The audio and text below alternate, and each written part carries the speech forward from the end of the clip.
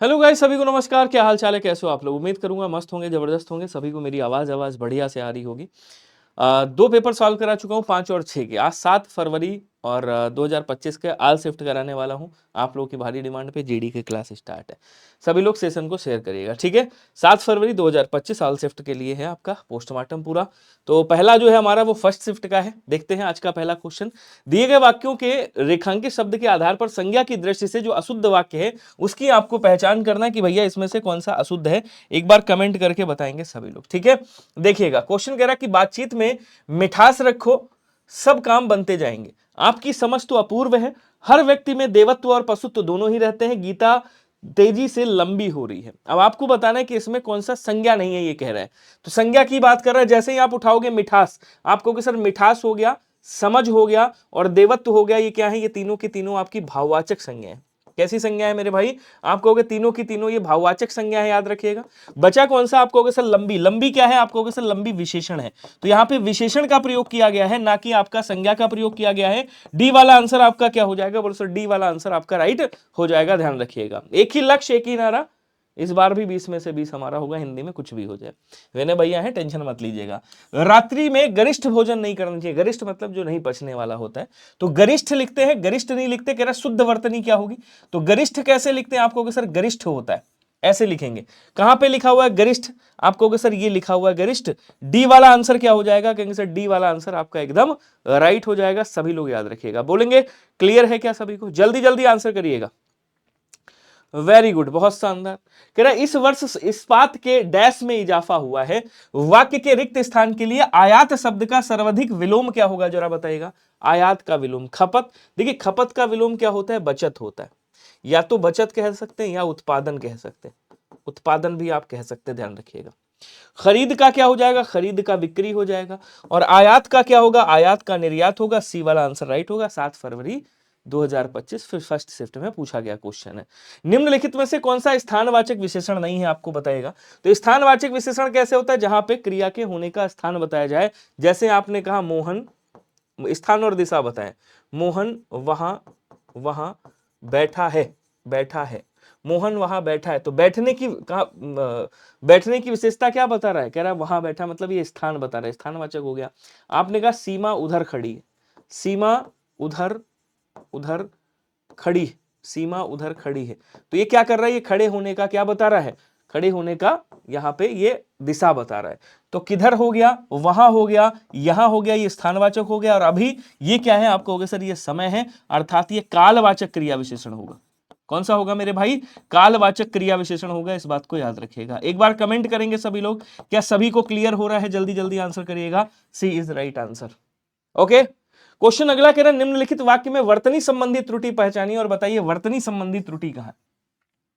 हाथी सूखी टहनियां खा रहा है, क्या गलती है कहीं पे? देखो, अगर आपसे कहे टहनी कैसे लिखेंगे, आप कहोगे सर टहनी ऐसे लिखेंगे, लेकिन ये क्या है? ये एक वचन है। क्या है? एक वचन है। इसका बहुवचन बनाना है तो क्या कहोगे?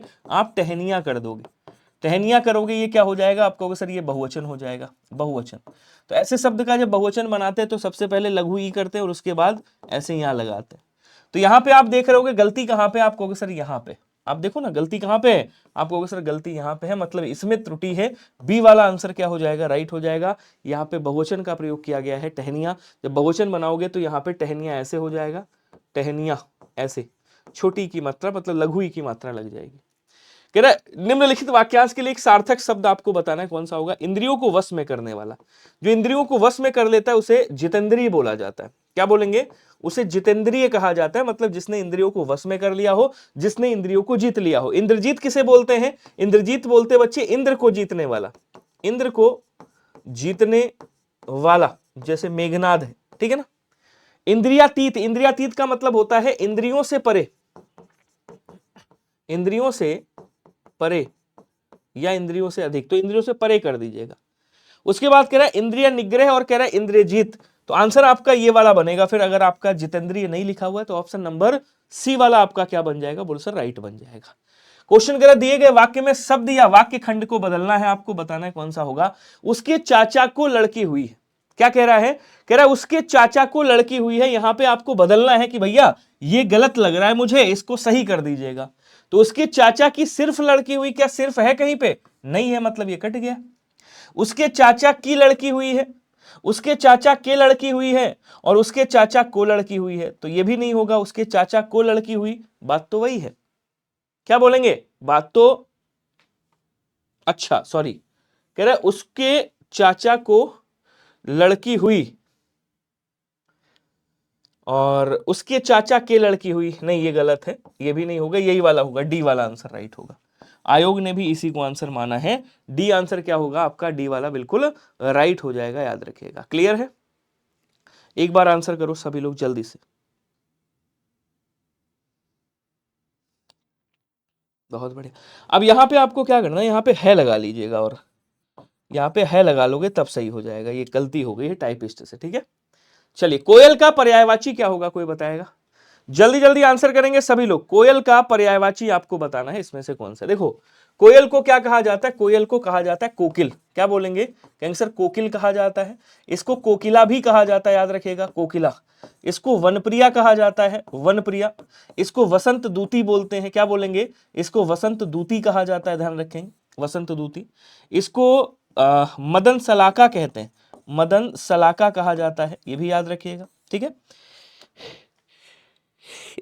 सॉरी, इसको श्यामा भी कहा जाता है, क्या बोलेंगे, श्यामा भी कहा जाता है। पखेरु किसका है भैया, पखेरु पक्षी का पर्यायवाची होता है, ध्यान रखिएगा, जिसको आप पंछी बोलते हो, पंछी। इसको द्विज कहा जाता है, द्विज बोलते हैं, अंडज बोलते हैं, ध्यान रखिएगा। इसको क्या बोलेंगे कैंसर, इसको द्विज कहा जाता है, इसको अंडज कहा जाता है, अंडज बोलते हैं, ठीक है ना। इसको खेचर कहा जाता है, खेचर याद रखिएगा पक्षी को। पक्षी को बच्चे शकुंत भी बोलते हैं, शकुंत कहते हैं। पक्षी को शकुन के नाम से भी जाना जाता है, याद रखिएगा। इसको पखेरु भी बोलते हैं और इसको खग भी कहते हैं, खग याद रखिएगा, ये पक्षी के पर्यायवाची हैं। कांता किसको कहते हैं, कोई बताएगा? तो कहें सर कांता जो है वो पत्नी को कहते हैं। किसको कहते हैं, पत्नी को कहा जाता है। भार्या को कहा जाता है, भार्या बोलते हैं जिसको। जोरू बोला जाता है, और पत्नी गुस्सा होती है तो इसको दारा भी, दारा सिंह बन जाती है ना एकदम। अच्छा, इसको सहधर्मिणी कहते हैं, क्या बोलेंगे, कहेंगे सर सहधर्मिणी कहा जाता है, याद रखिएगा, सहधर्मिणी बोलते हैं। इसको अर्धांगिनी के नाम से जाना जाता है, अर्धांगिनी कहा जाता है। और इसको कलत्र भी कहा जाता है, याद रखिएगा, पीडीएफ दे दूंगा, टेंशन मत लीजिएगा। इसको वनिता भी कहते हैं, वनिता भी कहा जाता है स्त्री को, ठीक है, पत्नी को गृहिणी भी कहते हैं। सुता किसको बोलते हैं, बोल सर सुता बेटी को कहा जाता है। सुता जो है वो पुत्री को कहते हैं, याद रखिएगा, जिसको आत्मजा कहा जाता है, आत्मजा बोलेंगे। इसको तनया कहा जाता है, इसको तनुजा कहा जाता है, याद रखिएगा, तनुजा बोलते हैं, सुधा बोलते हैं। दुहिता कहा जाता है, इसको क्या बोलेंगे, कहीं सर दुहिता कहा जाता है, पुत्री, ये सब बेटी के पर्यायवाची। तो जो आपका आंसर बनेगा वो कौन सा बन जाएगा, आप कहोगे सर श्यामा बन जाएगा, ऑप्शन नंबर ए वाला राइट होगा। बोलेंगे क्या सभी को क्लियर है, एक बार जोरदार कमेंट करेगा सभी के सभी। समझ में आ रहा है क्या, जल्दी जल्दी आंसर करके बताएंगे। अगला कह रहा वृक्ष का पर्यायवाची निम्न में से कौन सा है, बताइएगा। तो वृक्ष की अगर आप बात करोगे, आंसर करेगा झक है, ईसु है, भारता है, भरता है और गाक्ष। देखिए झक किसका होता है, तो कहेंगे सर झक जो है ये मछली का पर्यायवाची। किसका पर्यायवाची, आपको सर ये मछली का पर्यायवाची है, याद रखेंगे।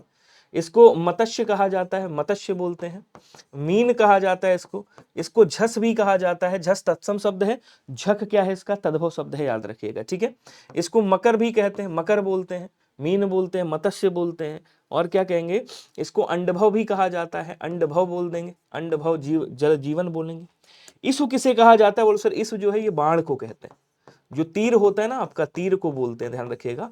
जिसको आसुग कहा जाता है, जिसको सिलीमुख कहा जाता है, क्या बोलेंगे, सिलीमुख, सिलीमुख बोलते हैं। जिसको नाराज कहते हैं, नाराज भी आप कह सकते हो इसको, नाराज, बाण तीर, नाराज, आसुग। विशिक कहते हैं, विशिक बोलेंगे, विशिक।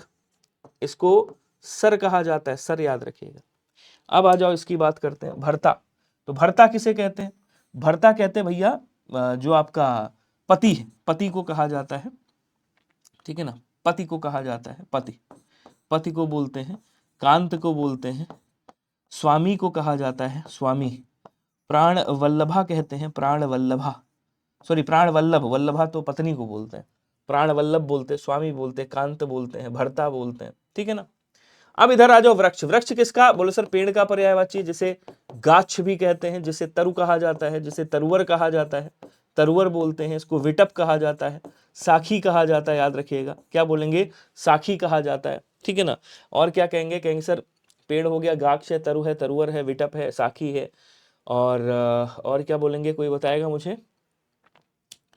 हो गया, चलिए याद आएगा बताऊंगा। तो आंसर आपका यहाँ पे क्या बनेगा, ये वाला बन जाएगा, डी वाला राइट करिएगा। बोलेंगे एक बार सभी लोग क्लियर है या नहीं, जल्दी जल्दी आंसर करके बताइएगा।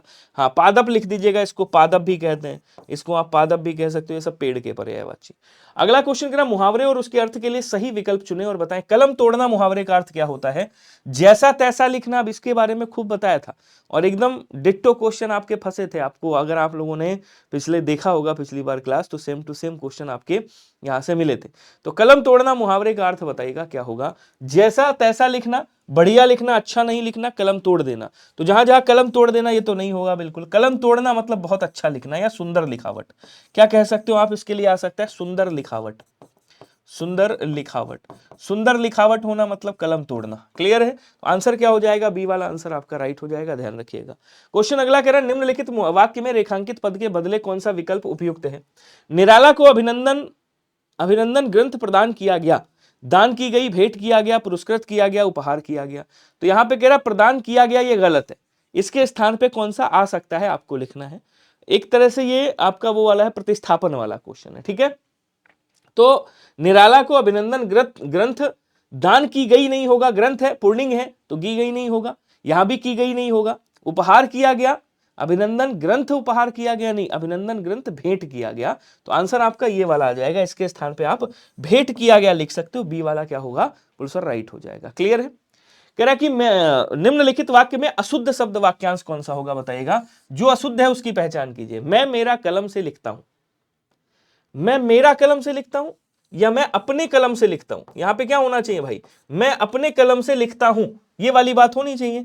तो गलती कहां पे? बोलो सर गलती यहां पे अगर आपसे कोई पूछे कि इसमें कौन सी अशुद्धि है तो आप क्या कहोगे? यहां पे सर्वनाम संबंधी अशुद्धि। कौन सी अशुद्धि है? आपकी सर्वनाम संबंधी अशुद्धि है, सभी लोग याद रखिएगा। एक बार कमेंट करके बताओ क्या क्लियर है सभी को या नहीं है। सारी चीजें क्लियर हो रही हैं? कोई डाउट है कमेंट बॉक्स में छाप दीजिएगा। कबीर डैश काव्य धारा के प्रमुख कवि हैं। रिक्त स्थान की पूर्ति के लिए तद्भव शब्द आपको बताना है। अब तद्भव क्या होता है जरा समझिएगा। देखिए तद्भव किसे बोलते हैं? बोलो सर संस्कृत से बिगड़े हुए शब्द।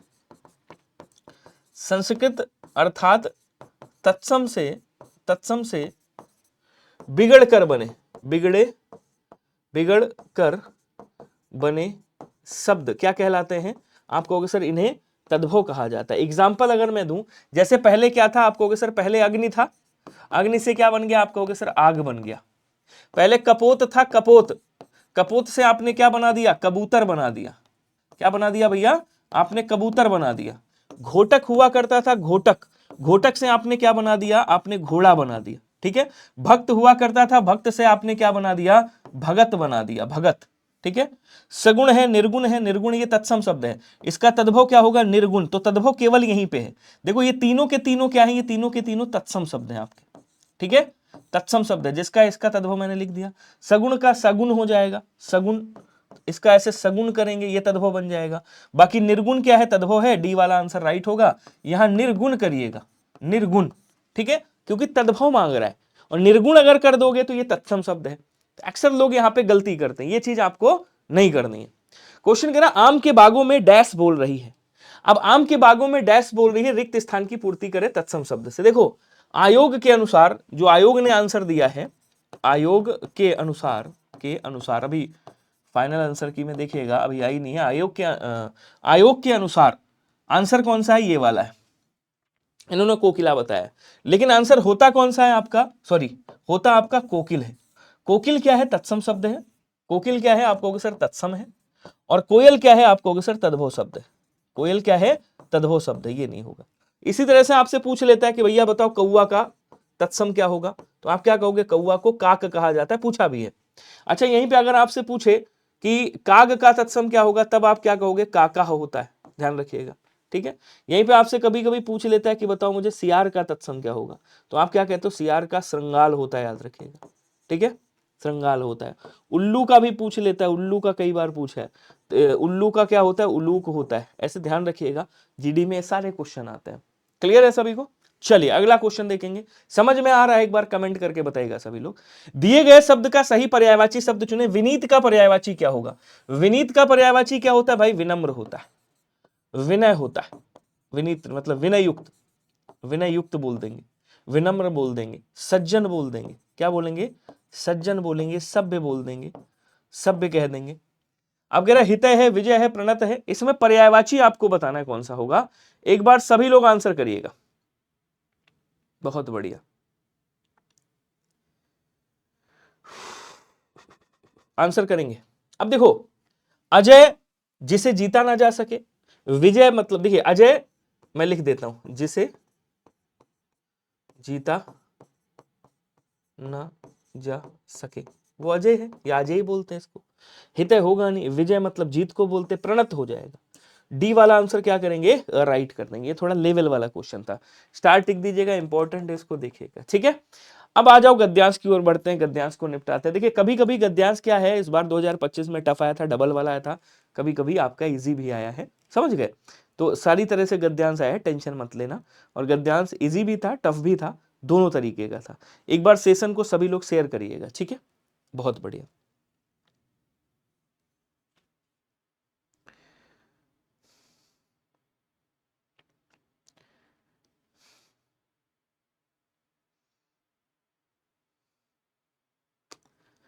चलिए आ जाओ।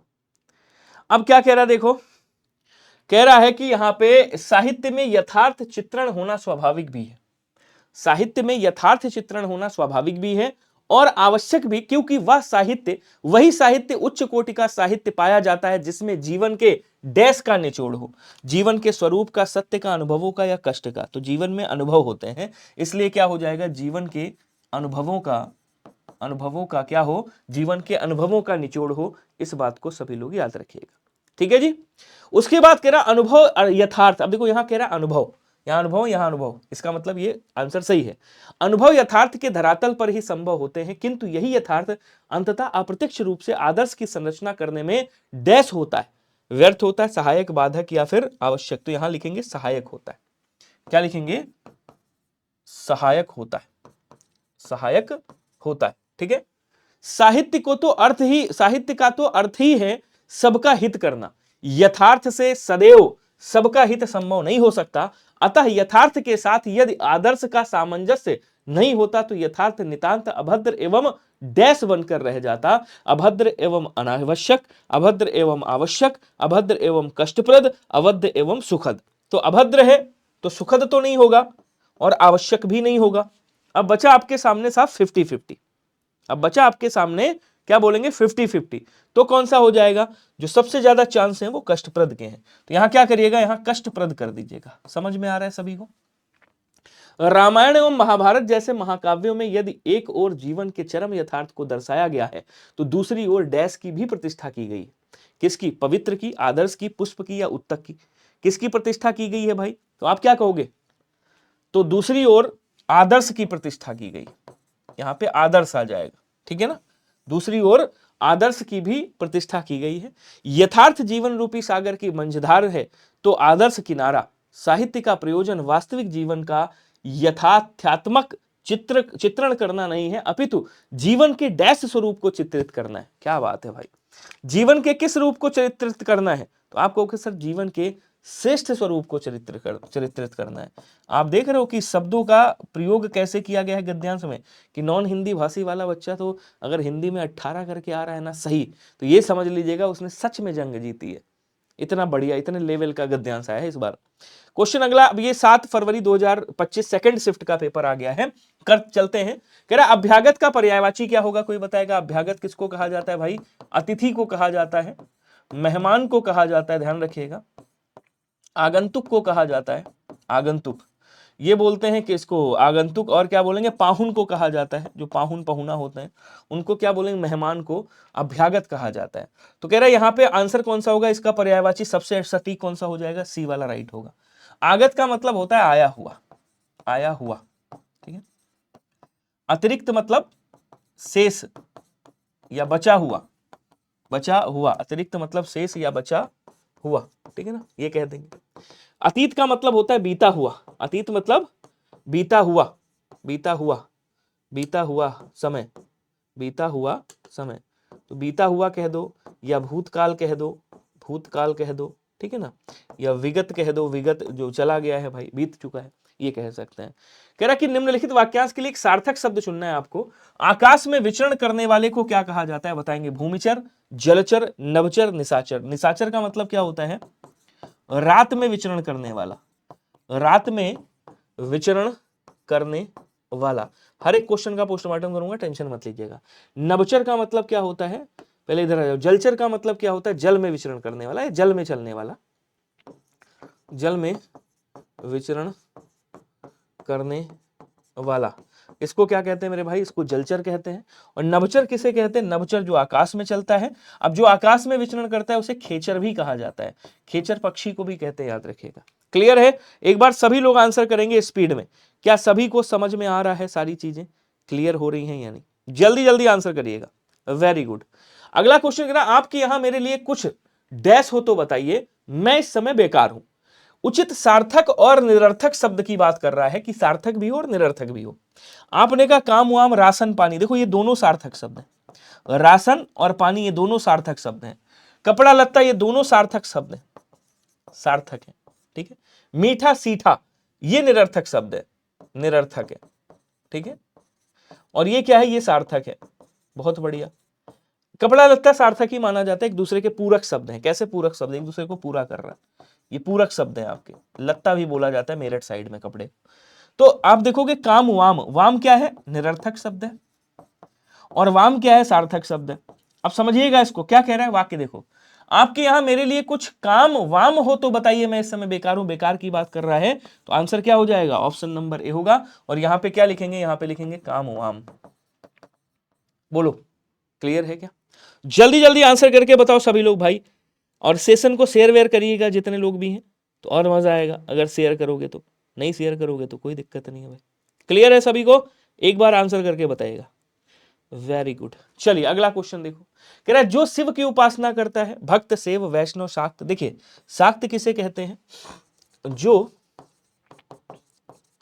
शक्ति की उपासना, उपासना शक्ति मतलब दुर्गा मां की उपासना करता है, उसे क्या कहते हैं? शाक्त कहते हैं। जो विष्णु की उपासना करता है, जो विष्णु की उपासना करता है उसे क्या कहते हैं? उसे वैष्णव कहते हैं। और शैव बोलते हैं। शैव, शैव किसे बोलते हैं? जो शिव की उपासना करता है। भक्त तो आप जानते ही हो, कोई दिक्कत नहीं, जो भक्ति करता है।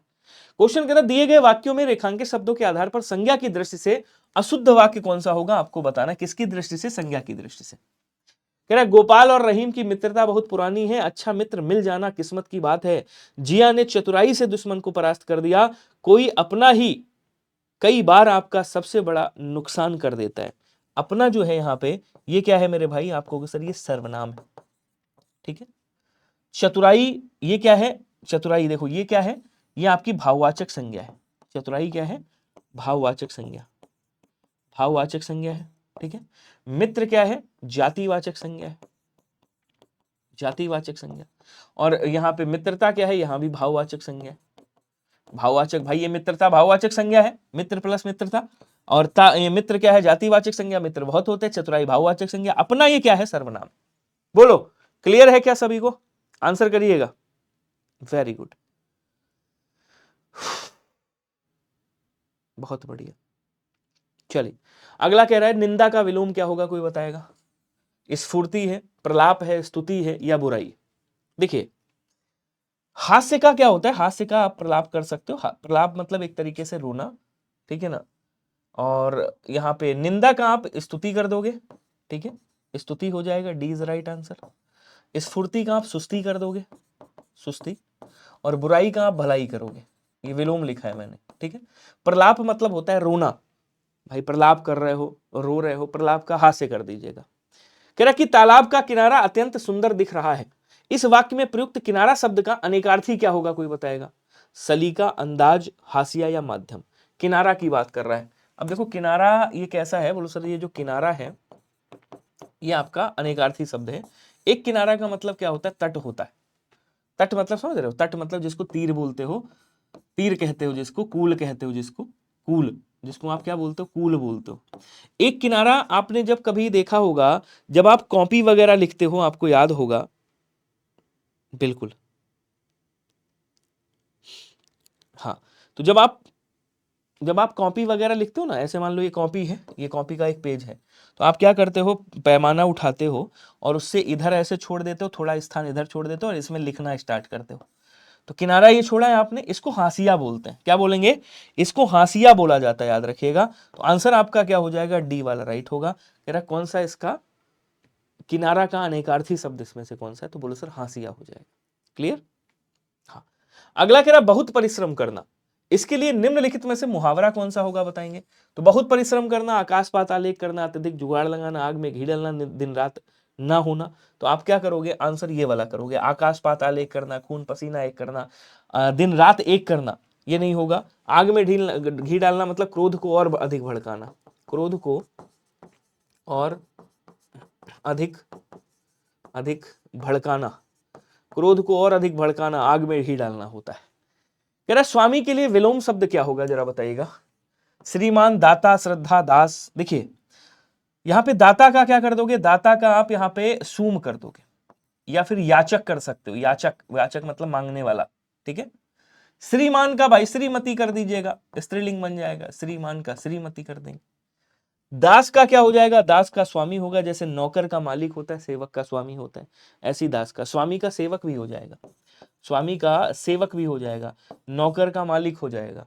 निम्नलिखित मुहावरे के उचित अर्थ का चयन करें। आंखों के आगे नाचना।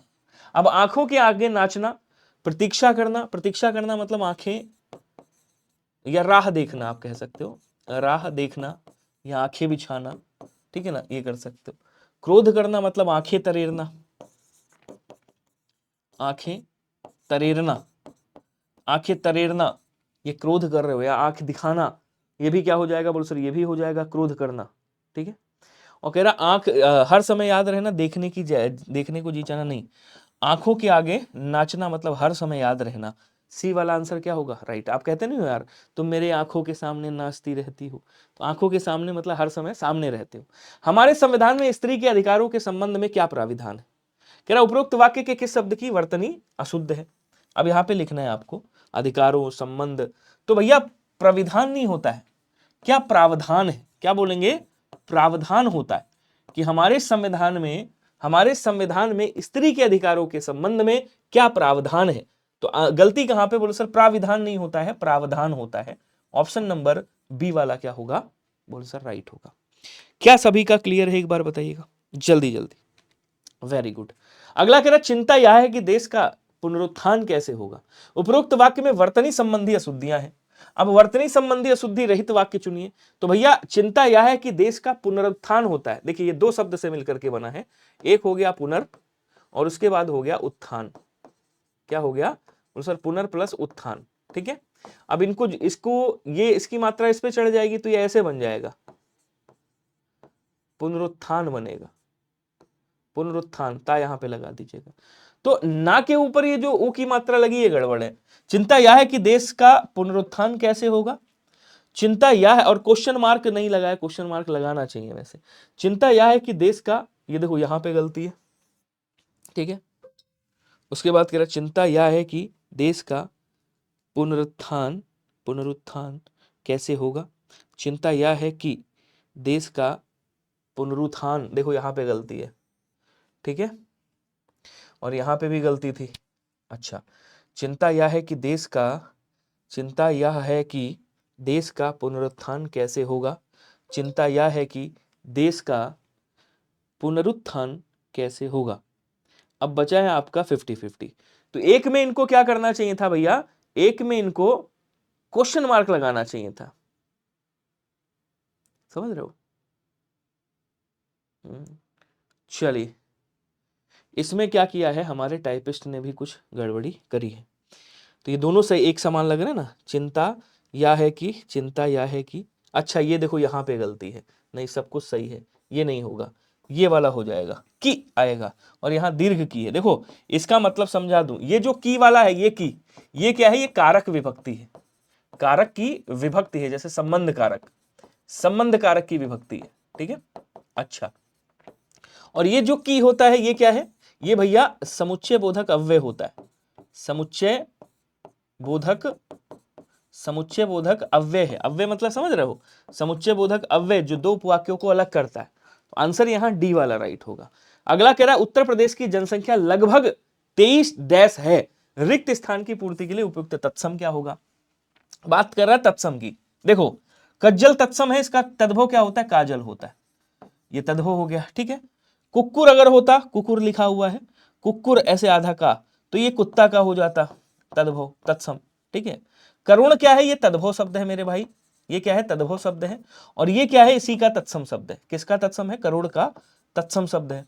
ठीक है, पूछा क्या है, तत्सम शब्द आपसे पूछा है, तो यहां क्या आ जाएगा, कोटि आ जाएगा। कोटि का मतलब क्या होता है, करोड़ होता है। तो आंसर आपका सी वाला क्या होगा, राइट होगा। चूंकि तत्सम में लिखना है इसलिए कोटि लिखेंगे, करोड़ कतई नहीं लिखेंगे। कह रहा निम्नलिखित वाक्य में रेखांकित खंड के स्थान पर प्रयुक्त होने वाले सबसे उपयुक्त विकल्प का चयन करें। सीमा की लिखावट हिंदी की बहुत सुंदर है। सीमा की लिखावट, अरे सीमा की लिखावट हिंदी की या सीमा की हिंदी लिखावट, सीमा की हिंदी की लिखावट, सीमा की लिखावट ये तो होगा नहीं।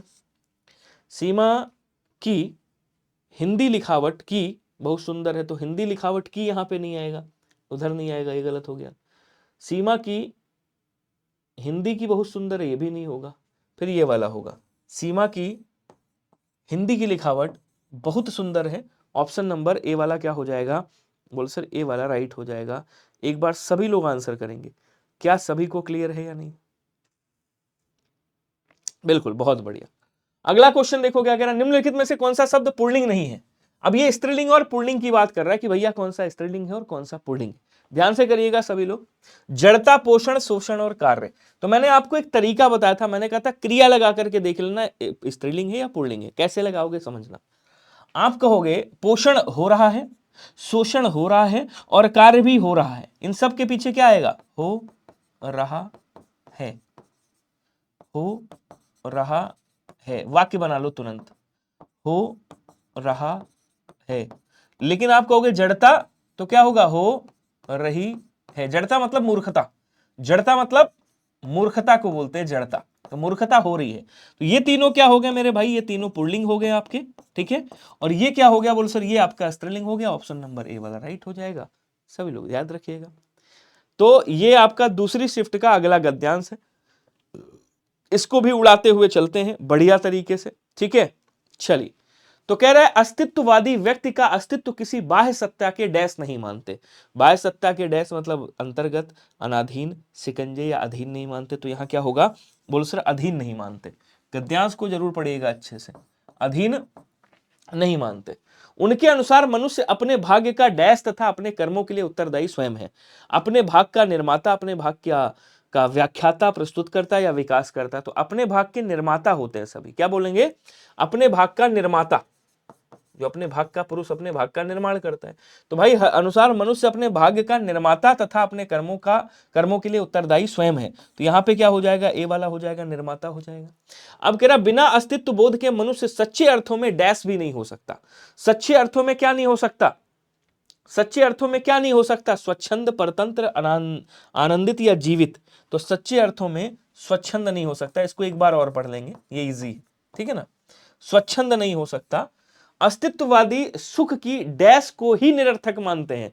सुख की लालच, सुख की योग्यता, सुख की लालसा या फिर सुख की वार्ता। अब देखो की कह रहा है, मतलब यहां की है यानी कि स्त्रीलिंग आएगा, तो सुख का लालच होता तो ठीक है। ठीक है, अब सुख की लालसा यहां पे हो जाएगा, ऐसे कर देंगे। तो सुख की लालसा को ही निरर्थक मानते हैं। उनके लिए किसी प्रकार की भी सामाजिक, धार्मिक, नैतिक, राजनीतिक अथवा वैज्ञानिक डैश मनुष्य को ना तो पूर्णता संतुष्ट कर सकती है और ना सुखी कर सकती है।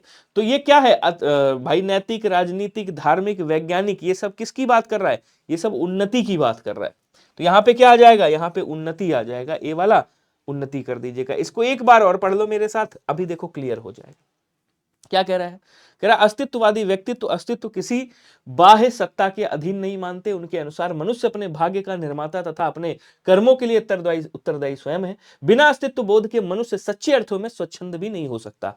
अस्तित्ववादी सुख की लालसा को ही निरर्थक मानते। उनके लिए किसी प्रकार की भी सामाजिक, धार्मिक, नैतिक, राजनीतिक अथवा वैज्ञानिक उन्नति मनुष्य को ना तो पूर्णतः संतुष्ट कर सकती है और ना ही सुखी कर सकती। तो ये आपका 7 फरवरी के सेकंड शिफ्ट भी क्लियर हुआ। फर्स्ट सेकंड हो गया, आप चलते हैं थर्ड शिफ्ट की ओर। ठीक है, चलिए तो 7 फरवरी थर्ड शिफ्ट का बीड़ा उठाते हैं और थर्ड शिफ्ट को उड़ाते हुए चलते हैं। हर एक क्वेश्चन का बढ़िया से पोस्टमार्टम करेंगे। ठीक है, एक बार सभी लोग सेशन को शेयर जरूर करिएगा। आ जाओ जी। कह रहा है कि कक्षा में आज सभी विद्यार्थी आए हैं। सर्वाधिक उपयुक्त विकल्प चुनकर वाक्य में रेखांकित अंश को बदलना है। मतलब इसको क्या करना है? बदलना है। ठीक है, तो कक्षा में आज सभी विद्यार्थी सामने है, नहीं होगा, उपस्थित है, खड़े हैं, बैठे हैं। तो सर्वाधिक उपयुक्त विकल्प चुनकर वाक्य के रेखांकित अंश को क्या करना है? अब जब आप कक्षा में जाते हो तो आपकी अटेंडेंस लगती है, और जब अटेंडेंस लगती है तो आप क्या कहते हो? सर हम उस दिन उपस्थित ही थे। तो यहां क्या होगा? कक्षा में उपस्थित है। सी वाला आंसर हो जाएगा राइट। भाई कुछ बैठ भी सकते हैं, कुछ खड़े भी हो सकते हैं, तो आपका आंसर क्या होगा? सी होगा। और यहाँ पे क्या लिखेंगे? कक्षा में गए हैं तो भैया अटेंडेंस लगती है, इसलिए वहां क्या बोलेंगे? उपस्थित है। ठीक है, चलो निम्नलिखित वाक्य में रेखांकित खंड के स्थान पर प्रयुक्त होने वाले सबसे उपयुक्त विकल्प का चयन करें। सक्षम पिताजी की तत्पर सेवा के लिए है। अब कह रहा है यहां पे, यहां से लेकर के यहां तक इसको गड़बड़ किया गया, इसको सही करना है। सक्षम पिताजी की सेवा के लिए तत्पर है, यहां क्या होना चाहिए? सक्षम पिताजी की सेवा के लिए, सेवा के लिए ये होना चाहिए, सेवा के लिए तत्पर। तत्पर मतलब तैयार है, तत्पर है, ये होना चाहिए था। तो सेवा के लिए तत्पर के सेवा तत्पर लिए, ये नहीं होगा। सेवा तत्पर के लिए सेवा तत्पर नहीं, ये वाला आंसर राइट होगा। ऑप्शन नंबर ए कर दीजिएगा। ये आपके एक्चुअली वाक्य शुद्धि में ही समझ लो समाहित हो जाता है। ठीक है, नववर्ष के अवसर पर बाजार में भीड़ दिखाई देती है। वाक्य में बाजार शब्द क्या है? देखो ये जो बाजार शब्द है ना, बाजार एक्चुअल में ऐसे लिखा जाता है, और ये आपका फारसी शब्द है। आई थिंक फारसी शब्द है, मतलब विदेशी शब्द है मान के चलिएगा। बाजार क्या है? आपका विदेशी शब्द है। डी वाला आंसर क्या करिएगा मेरे दोस्त? राइट करिएगा। एक बार सभी लोग आंसर करके बताएंगे क्या सभी को क्लियर है या नहीं। अगला क्वेश्चन क्या कह रहा है? देखो, निम्नलिखित वाक्य को ध्यान पूर्वक पढ़ें और वाक्य में रीतिवाचक क्रिया विशेषण। अब रीतिवाचक क्रिया विशेषण क्या होता है? कोई बताएगा? संबंधित त्रुटि की पहचान कर शुद्ध वाक्य लिखें। निर्मल बोलता है, वाक्य क्या है? ये निर्मल बोलता है, ये वाक्य लिखा हुआ है। अब देखो थोड़ा सा समझाता हूं। अगर मैं क्रिया विशेषण की बात करूं तो अर्थ के आधार पर क्रिया विशेषण के 4 भेद होते हैं। ठीक है, पहला कौन सा होता है? पहला होता है आपका कालवाचक क्रिया विशेषण, समझिएगा थोड़ा सा। दूसरा कौन सा होता है? स्थानवाचक क्रिया विशेषण, स्थानवाचक। तीसरा कौन सा होता है?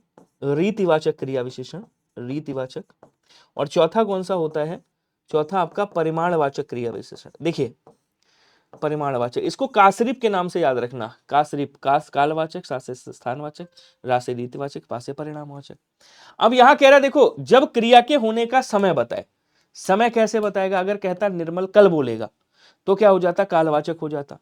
निर्मल छत पर बोलता है, स्थानवाचक हो जाता है, या ऊपर बोलता है, इधर बोलता है, उधर बोलता है। निर्मल जो है धीरे धीरे चलता है, तेज तेज चलता है, धीरे धीरे बोलता है, रीतिवाचक हो जाता। परिमाणवाचक, निर्मल बहुत बोलता है, परिमाणवाचक। अगर कहता निर्मल बोलता था, निर्मल बोलेगा, निर्मल बोलने वाला, ये कुछ नहीं होगा। निर्मल धीरे धीरे बोलता है, ये क्या हो जाएगा? ये आपका रीतिवाचक क्रिया विशेषण हो जाएगा। ऑप्शन नंबर बी वाला राइट कर दीजिएगा। क्वेश्चन अगला कह रहा है निम्नलिखित वाक्यों की पूर्ति निरर्थक शब्द से करना है आपको। इसमें से निरर्थक शब्द कौन सा है? अमन के घर जाओ तो वह हमेशा डैश को पूछता है। रहने, देखो रहना क्या है? सार्थक है। आना क्या है? सार्थक है। जाना क्या है? सार्थक है। खाना क्या है? सार्थक है। लेकिन वाना क्या है? निरर्थक है। तो आंसर कौन सा होना चाहिए? निरर्थक है। आंसर कौन सा होना चाहिए? खाने वाने के लिए पूछता है।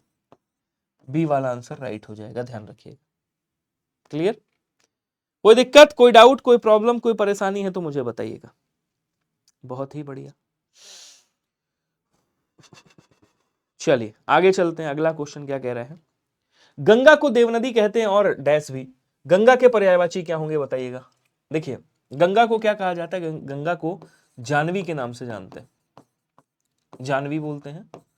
गंगा को मंदाकिनी कहा जाता है, गंगा को अलकनंदा कहते हैं, अलकनंदा याद रखिएगा। गंगा को त्रिपथगा कहते हैं, त्रिपथगा। गंगा को देवपगा कहा जाता है, देवपगा। इसको विष्णुपदी कहते हैं, क्या बोलेंगे, विष्णुपदी कहा जाता है, ध्यान रखिएगा। इसको सुरसरिता कहते हैं या सुरसरी कहते हैं, सुरसरी या सुरसरिता, सुरसरिता बोलते हैं, मतलब देवताओं की नदी, इसलिए इसको देवनदी भी कहा जाता है, देवनदी बोलते हैं। इसको भागीरथी भी कहा जाता है, भागीरथी याद रखिएगा, ठीक है। ये सब किसके हैं, ये सब गंगा के पर्यायवाची। नदीस किसको बोलते हैं मेरे भाई, नदीस कहते हैं समुद्र को, याद रखिएगा।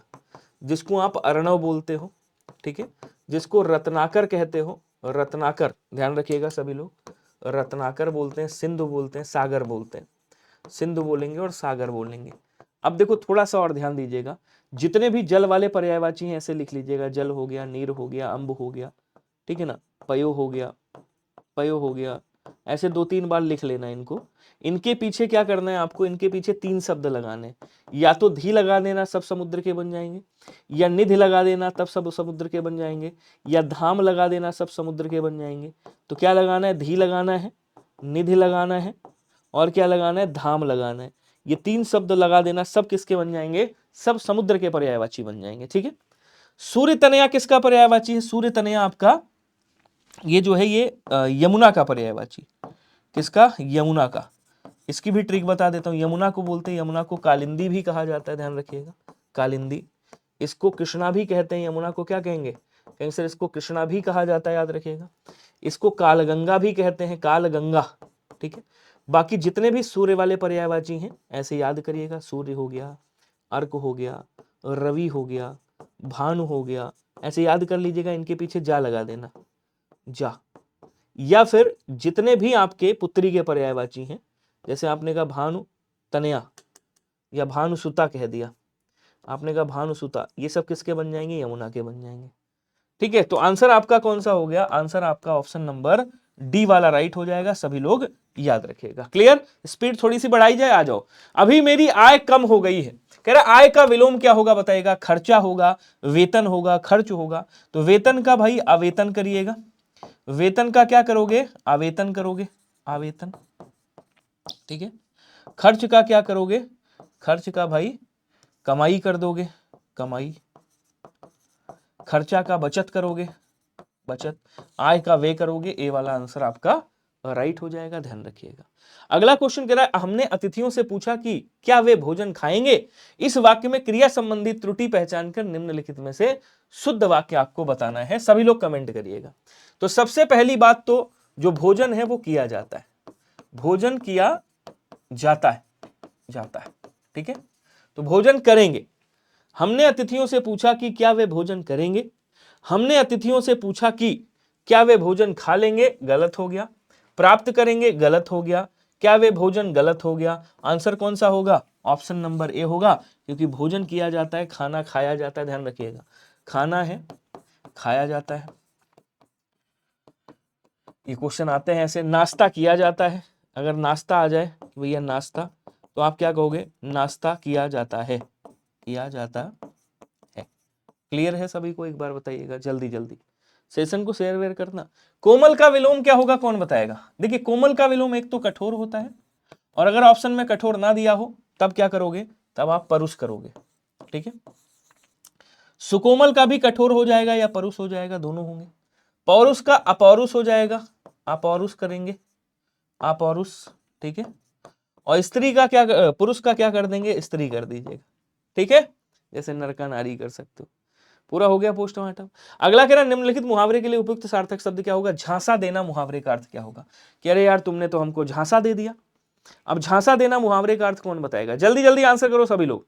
झांसा देना मुहावरे का अर्थ क्या, तुमने तो यार हमको झांसा देके तुम निकल गए, मतलब तुम हमको धोखा दे गए।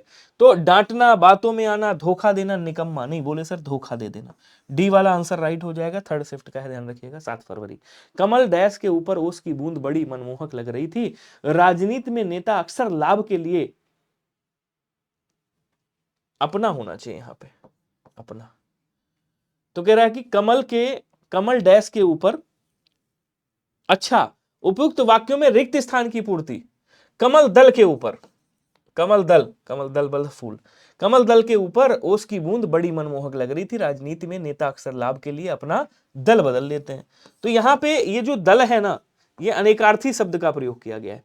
तो दल का मतलब देखो, अब मैं बताता हूं दल का मतलब क्या होता है। दल का मतलब फूल भी होता है, ठीक है। दल का मतलब क्या होता है, दल का मतलब सेना भी होता है, सेना।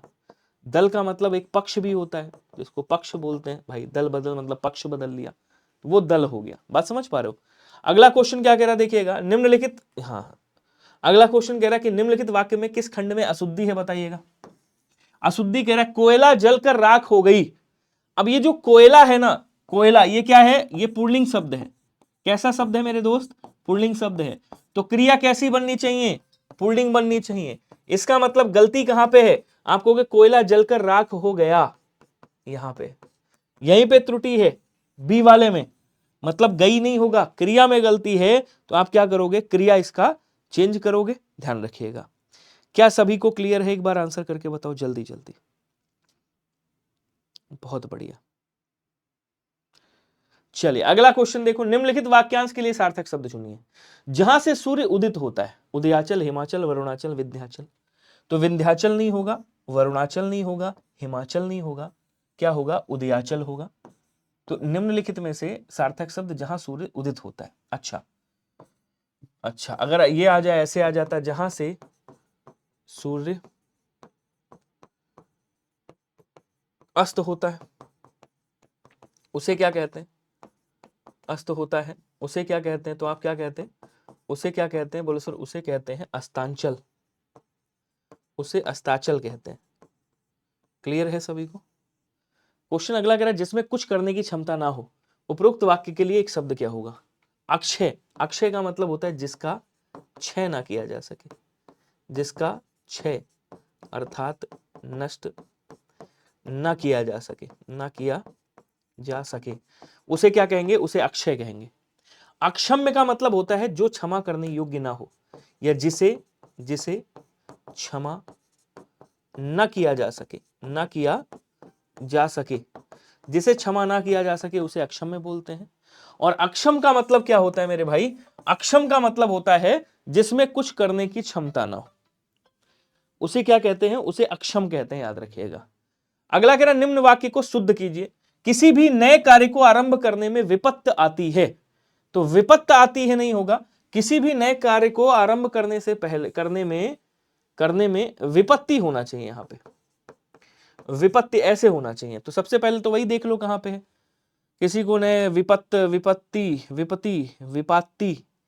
किसी भी नए कार्य को आरंभ करने, तो इसमें तो कोई सही नहीं लग रहा है मुझे, बताओ जी।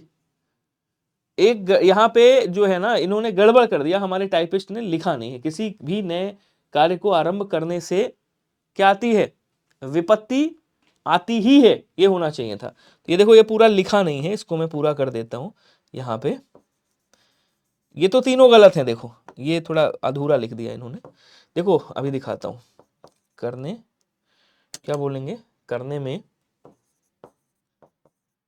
विपत्ति आती ही है, ये पूरा वाक्य हो गया, ठीक है। ये टाइपिस्ट की गलती है थोड़ा सा। तो कह रहा देखो, विपत्ति हो गई, विपत्त गलत हो गया, विपत्ति ये गलत हो गया, यहां भी गलत हो गया, तीनों गलत है। फिर ये डी वाला सही करिएगा, इसको मैंने पूरा कर दिया, ठीक है। चलो चलते हैं गद्यांश की ओर, गद्यांश को उड़ाते हैं। पहले ये बताओ गद्यांश दिख रहा है सभी को, एक बार आंसर करिएगा जल्दी से।